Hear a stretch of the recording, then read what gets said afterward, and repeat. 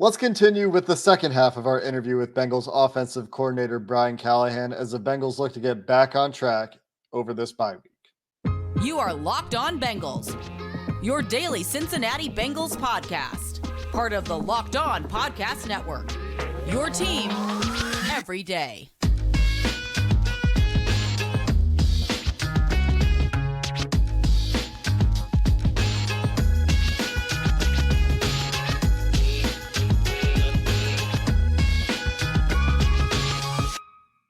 What's up, Bengals fans, and welcome to another episode of the Locked On Bengals podcast. I'm your host, Jake Liscow, as always, joined by your host, James Rapien. We're part of the Locked On Podcast Network here on Locked On Bengals. If you're new to the show, and this is the first time you've ever tuned in, go listen to yesterday's episode for part one of this interview with Brian Callahan. Also, make sure you subscribe to the show so we're delivered to your feed every day, whether you listen on YouTube or anywhere where you get your podcasts. We appreciate every single one of you who are everydayers, even during this bye week, when honestly we have some of the best content of the year because we get to talk directly to the Bengals coordinators.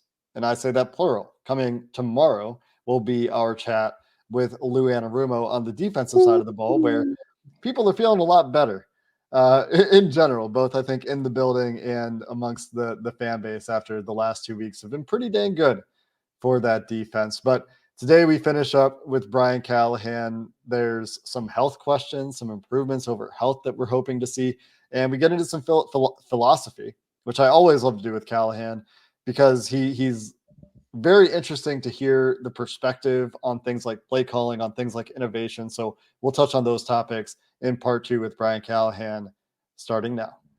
How much of your optimism about turning it around is strictly health-based, in the fact that obviously Joe is working through that calf, but also T. Higgins and in that element, because you look at T's numbers and outside of the Baltimore game, it's not T-like numbers. No. And so as he gets healthier, I'm sure that'll get better. So how much is it of it is health-based? It's health-based, and it's also what our guys are made of. You know, we have an awesome group of players, guys that are accountable and responsible. They understand where we can be better. They know it has to be better. They take coaching great. They've proven that they can climb out of a hole. You know, we've had to kind of fight and scratch. And the one thing I always say about really three phases of our team is that our guys play as hard as you can play. They got great effort, great intensity. That's never been a problem for us. And they're highly motivated to get better and make corrections. And so when you come into the building every day, and that's the atmosphere you're surrounded by, and that's the energy you're surrounded by, it gives me a ton of confidence that our guys are going to be in great position to continue to get better. And at the end of the day, if we're playing well as the season goes along and we play better each week, then we're going to give ourselves a pretty good chance. And I love the guys in the locker room. I love the guys in our offense.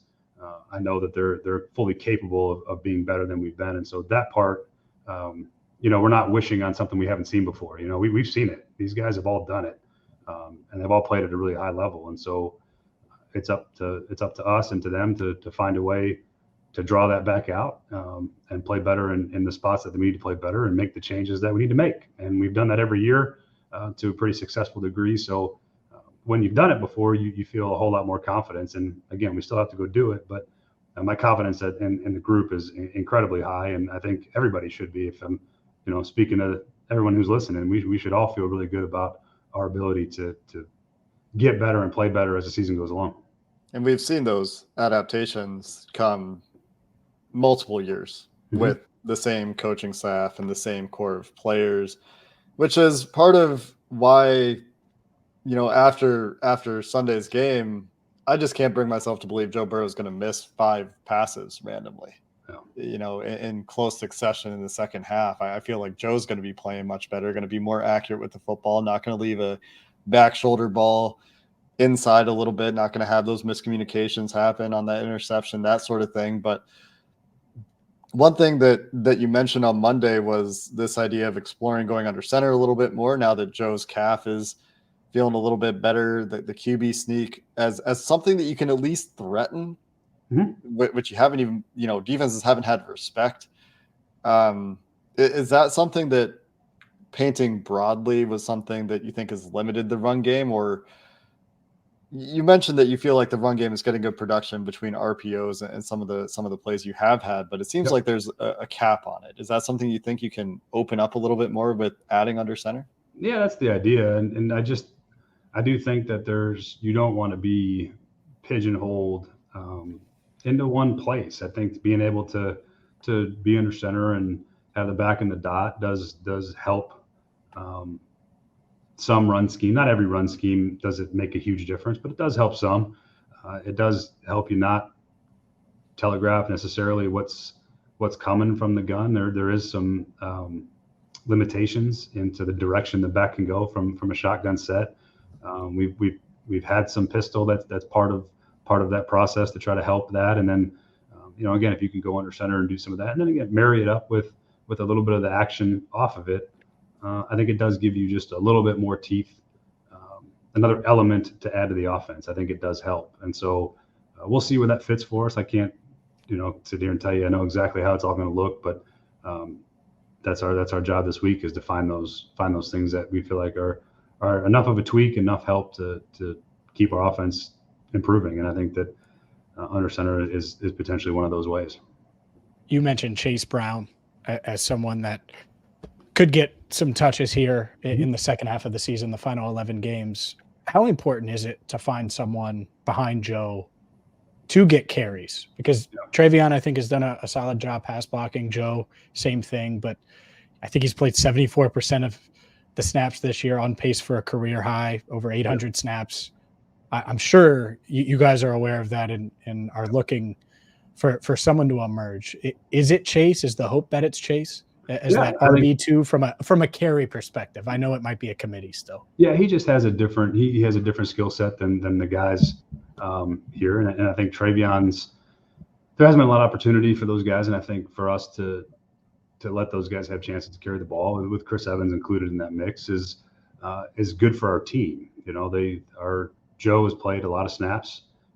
I don't quite know off the top of my head what his split was, particularly on base downs with Samaje, but you definitely felt like we were able to get the most out of both of them with an ability to split some carries. And again, it's a long season.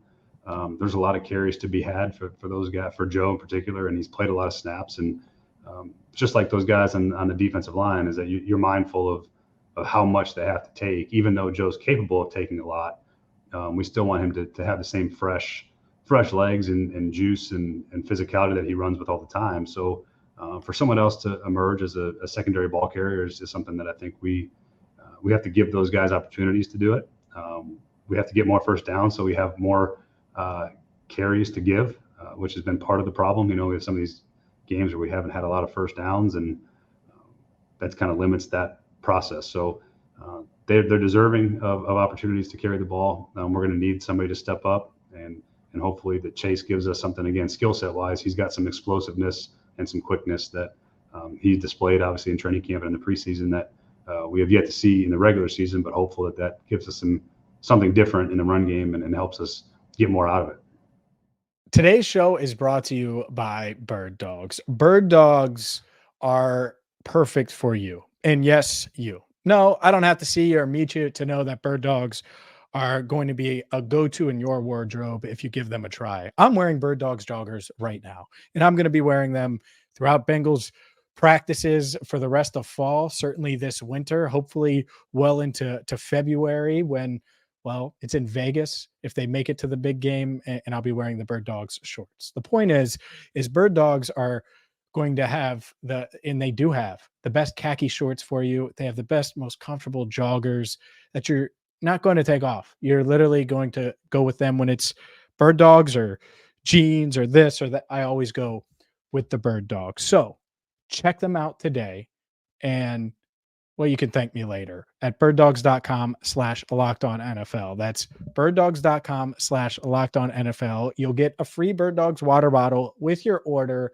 The best fitting pants, joggers, shorts that you could ever ask for. Again, birddogs.com/LockedOnNFL for a free water bottle at checkout. You won't want to take your Bird Dogs off. I promise you. Shifting to a couple of philosophical questions that I warned you about, that I always like to ask you. to do with play calling, to do with innovation, to do with creativity, and some buzzwords that have been very popular this year. I wanted to start with this idea of play calling diversity. It seems like, from my perspective, you're seeing more of the stuff that you do less of on scripted drives. So by that, I mean, pistol, for example, some different formational things, some different personnel groupings on scripted drives. And then maybe later in the game when, it's live and you're just trying to go drive to drive, you get more of your staples called more frequently, things that you've done a lot over the years. From a play calling perspective, not that you're directly calling the plays, but is that how do you balance that idea of the tendency breakers, the more the newer concepts, the risk versus comfort in various concepts when you get later into games and you're trying to figure out the right buttons to push? Yeah, that's good. That's a good question. You always look around the league and you talk to defensive coordinators, and they always talk about surviving the early part of the game, and that's I think a tendency for all play callers at every NFL team is that there's a handful of things that you put out early and you try to see how they're going to play it, and you try to come to whatever is going on early on. You spend a little more time on that process. You walk through that usually at least another extra time or two, and so there's a lot more attention paid to it as you get into the game and the flow of the game. Sometimes you get back to the things that you know and trust. There is a comfort level with certain schemes and certain play calls from the quarterback to the play caller. I think that's almost a natural progression of things for a lot of guys. And the key is how do you balance that? How do you continue to push the envelope of what you're doing formationally, schematically, and then settling in on things that you feel like you can go execute in a pressure moment. And I think you've seen over the years for us when we've gotten into some tight spots and big moments. Most of those things are what the quarterback feels best about executing, and he tends to make those things work. And that's just how we're built a little bit with Joe and how he plays with our receivers. That part has proven effective for us, and particularly when you talk about the end of the Kansas City games, both the one at home and the playoff games. There's the tried and true element, the bread and butter of we know these are going to be plays that Joe can execute, and then you have to balance that with new schematic thoughts that might be things that you don't have as much confidence in, but the potential is a lot higher for them to. The risk and the reward are a little bit higher on both ends, and so yeah, that's a good philosophy question. I think if you watched most teams, there's probably some semblance of a lot of early stuff, and then the game settles in and they settle into some of the things they're good at. But the key for us is to keep trying to evolve and keep trying to push the boundaries of the high risk, high reward stuff with our things that we're good at. And, that's one of the things we take a look at over the course of the bye week is to try to find more ways to, we need more explosive plays. So we got to find more ways to get them. From a tendency perspective, and then also a self-evaluation perspective, how unique is it over the first 6 weeks, knowing that you were limited in what you were doing, and how do you take that into consideration? Because it's different than it would have looked had Joe been 100% healthy. Yeah, I think we just have to find the things that we've done well, the things that we've introduced that we feel like have helped us, and then you look at the things that haven't been good, and you look at why. Are they not good because we haven't been good at quarterback, or are they not good? Are they not good because we haven't had the receivers in the right places? You try to evaluate all those things. And one thing I will always say is that I was told a long time ago by Tom Moore, who's obviously one of the best offensive coaches in NFL history, I would think, and he always said that tendencies aren't a bad thing. That means, one, you're good at something, and two, as long as you're aware of them, you can break them. And I've always sort of functioned on that belief that there is some good in tendency. It's not a bad thing to be good at something and know that you're good at it and know that when you call it, it's going to work. But then the balance of it is when to break it, how to break it, and that process of figuring out what are we doing off of it? What's the counter? What's the next step? What's the evolution of those things? And so that's sort of where I've always fallen at. But you certainly have to be aware of your tendencies, and you have to know that formationally, how you break them, where your back sets, all those things all factor into it. Where you put your tight end, how you motion, that stuff all matters, and you have to be able to break those tendencies, or at least have plays on plays that all feel very similar to that part of it. So that's the fun of the bye week, when you get a chance to reflect on a little bit of it through 6 games. Obviously, you wish they had like maybe 7 or 8 games to go off of, but that's where we're at. One play that immediately comes to mind is T. Higgins runs like a 8-yard stop. I think it was a 3rd down play from the slot. He's run some slot fades this year. He can threaten. I think he has a safety on him. He's going to threaten that guy over the top. He just stops. The safety's doing everything in his power just to not be on his butt. You get 3 yards out of that. So that's a good example of one. T's had 2 of those this year, where he's pushed up, still like he's selling the slot fade and slammed on the brakes, and it's created some really good separation. And T's a tough guy to cover vertically, and so those DBs tend to get out of there pretty quickly. And it's been that's a good example if you're looking for tangible examples of plays on plays and things looking the same but end up being different at the end of the snap. That's a pretty good example of one. Today's show is also brought to you by FanDuel. Get into the NFL action with the Bengals on a bye. That's all right. FanDuel is still here for you. And right now you can get $200 in bonus bets guaranteed when you place a $5 bet. That's $200 guaranteed in bonus bets when you place a $5 bet. Win or lose, it doesn't matter. FanDuel, America's #1 sportsbook, is here for you. So you're probably watching Red Zone this weekend. You're going to watch a bunch of games with the Bengals on a bye. Sit back, relax, and get into all the action, from player props to spreads, over-unders, and so much more. Sign up today at FanDuel.com/LockedOn. Again, that's FanDuel.com/LockedOn. FanDuel, official partner of the NFL. Today's episode of Locked On Bengals is also brought to you by Jase Medical. And Jase Medical believes that everyone should be empowered to care for themselves and their loved ones during the unexpected, whether that's an emergency situation, whether that's travel. They want you to be prepared, and that's why they offer the Jase case. The Jase case provides 5 life-saving antibiotics for emergency use and gives you peace of mind, so you're not just hoping you have access to medication when you need it, whatever that circumstance is. They'll make sure you have that medication in hand. Jace Medical is simple. They make it easy. They handle everything from online evaluation to licensed pharmacy medication delivery to ongoing consultation and care. Don't get caught unprepared with the Jase case. Right now, you can get $20 off that Jase case from Jase Medical using our code locked on at checkout at jasemedical.com. That's JASE Medical.com, promo code locked on for $20 off those life-saving antibiotics. Last one from me, and it's pretty open-ended. I was just hoping that I could get your perspective on innovation in the NFL, creativity in the NFL in 2023, and given time constraints in the CBA, what have you, how much time you have to practice, how much space do you feel like there is for innovating new ideas in a game where most things have frankly been tried, versus going back to our early conversation about getting some of those details right or adapting ideas that fit in with what you're already doing? They're more wrinkles rather than innovation. What's your perspective on that topic in 2020? That's probably the best way to put it. For most teams, it's a wrinkle, it's an addition. It's something that you introduce and you try to build off it as the weeks go by, because you lack a lot of the time and energy to really try to be good. You can't be good at everything all the time, and you try to find some wrinkles and work on those and make them better, while still continuing to sharpen your craft at your core of what you're good at.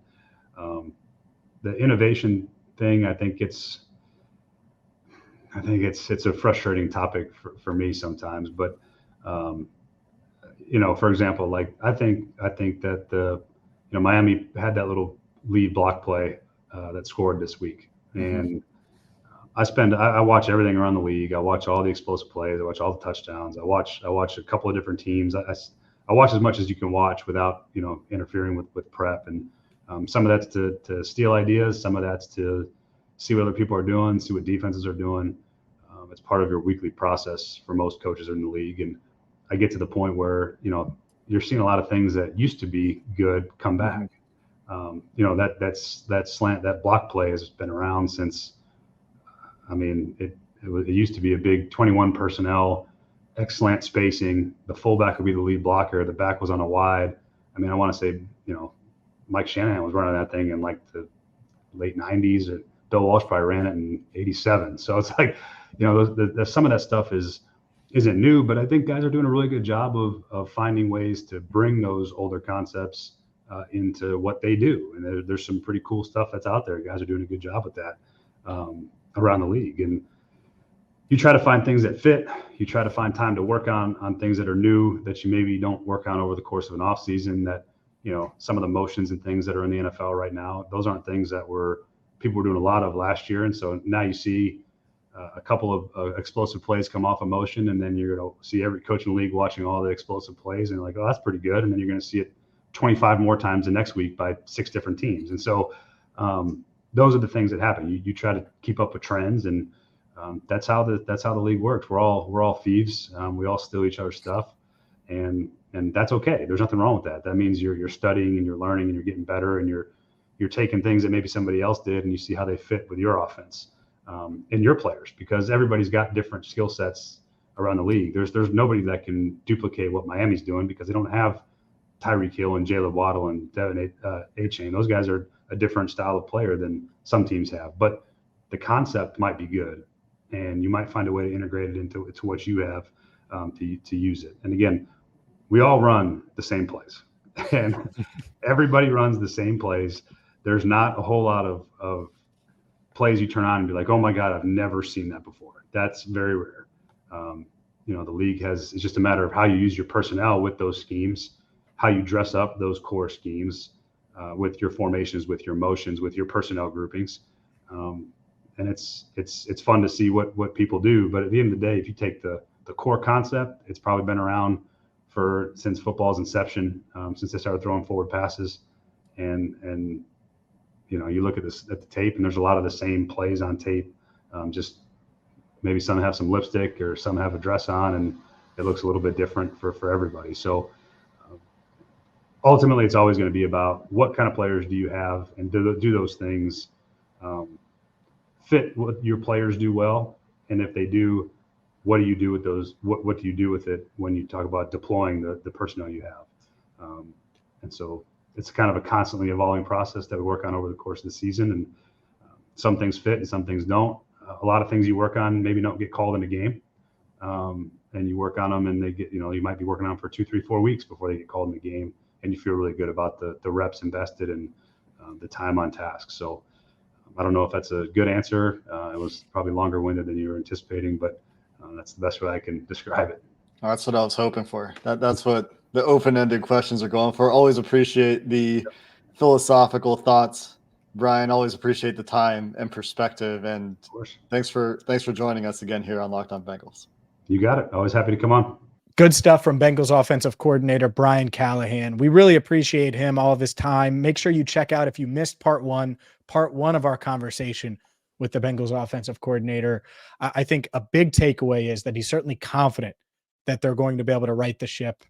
Was not afraid to voice his frustration this week with the Riders, or certainly here on this pod. So hopefully the Bengals can do that. In the meantime, let's talk with Lou Anarumo. Bengals defensive coordinator Lou Anarumo will join us on tomorrow's show. So subscribe on YouTube, follow wherever you get your podcasts. And for Jake Liscow, I'm James Rapien. Thank you so much for listening to the Locked On Bengals podcast.